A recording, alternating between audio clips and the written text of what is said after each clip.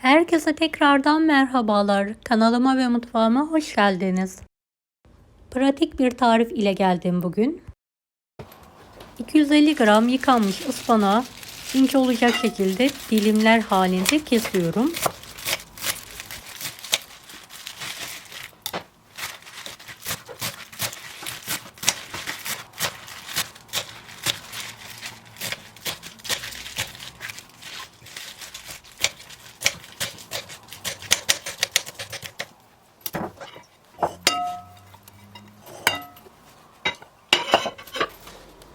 Evet, ıspanağımız hazır. Sosunu hazırlayalım. 4 adet yumurta,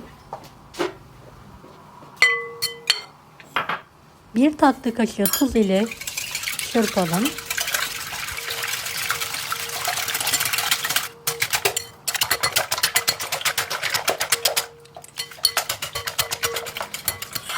Dört yemek kaşığı yoğurt ekleyelim ve karıştırmaya devam edelim.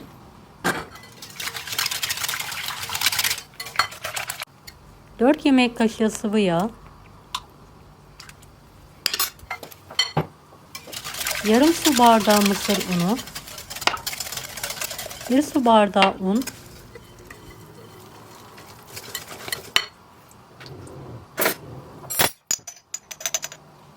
kırmızı pul biber, biraz da karabiber ekleyelim ve tekrardan karıştıralım.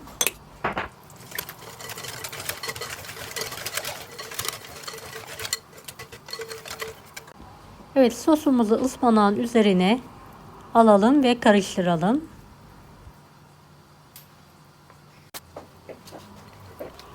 Videomu bu kısma kadar izlediyseniz yorum kısmına herhangi bir emoji bırakırsanız bana destek olmak için sevinirim.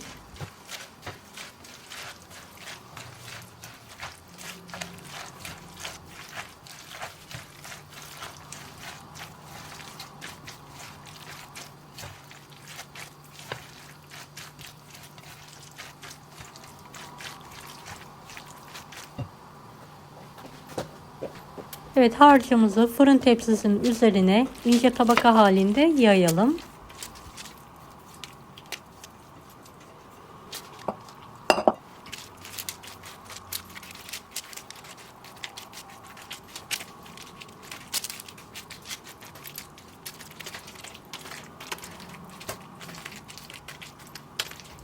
Düzelttikten sonra önceden ısıtılmış 170 dereceli fanlı fırında üzeri kızarana kadar pişirmeye bırakalım.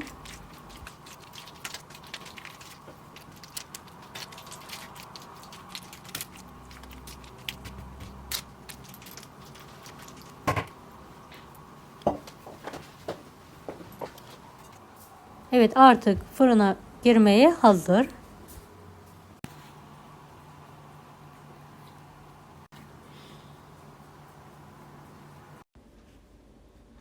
Pişen ıspanaklı böreğimizi fırından çıkartarak dilimler halinde servise hazırlayalım.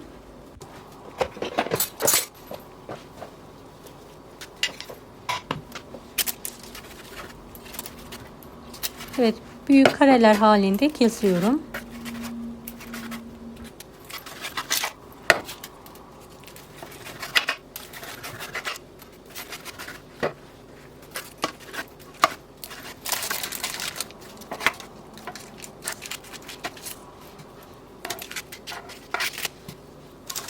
Dilerseniz fırın yerine tavada da kızartabilirsiniz bu tarifi.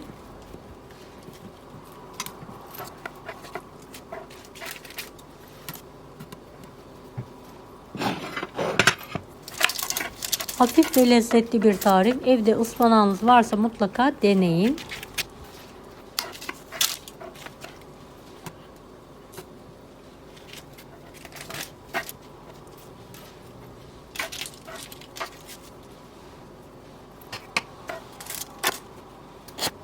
Deneyecek olanlara şimdiden kolaylıklar dilerim.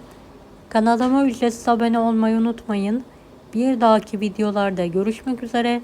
Allah'a emanet olun. Hoşça kalın. Daha farklı tarifler için bunları da izlemeyi unutmayınız.